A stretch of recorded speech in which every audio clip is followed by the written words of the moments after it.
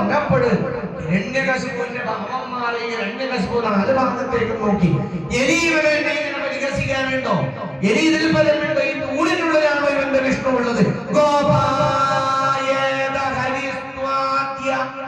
കള്ളനായി മറഞ്ഞിരിക്കുന്ന നിന്റെ ഹരി ആദ്യം വരട്ടെ. ഇതിനടുത്തില്ലേ? എന്റെ അടുത്തവനുണ്ടെങ്കിൽ ഇത് ഞാൻ പറയുന്നത് അവൻ കേൾക്കില്ലേ?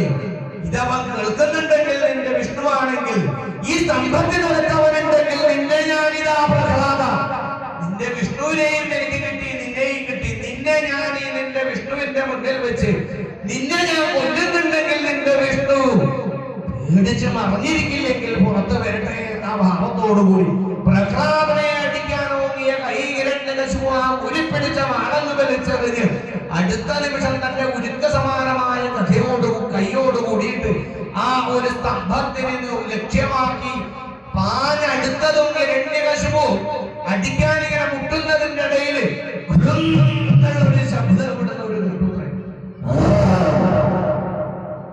നിനക്ക് എന്നെ കാണണമല്ലേ? നീ എന്നെ അന്വേഷിക്കണ്ടല്ലേ? ഹിരണ്യകശിപു എന്ന ചോദ്യത്തോടു കൂടി ആ ഹിരണ്യകശിപുവിന്റെ സ്തംഭം പോലൊരു അടി ഒന്ന് അടങ്ങിയ അകത്തളത്തിൽ ആ ചുമരിന്റെ ആ ഒരു തൂണ് മാത്രം ഒന്ന് ഇളകിയിട്ടൊന്ന് നിന്ന് പോയിട്ടുണ്ടെങ്കിൽ അത് വെറുതെ കണ്ട കാഴ്ചയല്ല അവസരന്മാര്. അടുത്ത നിമിഷം ഹിരണ്യകശിപു ആ സ്തംഭത്തെ നോക്കുമ്പോഴേക്കതില്ല തഥാ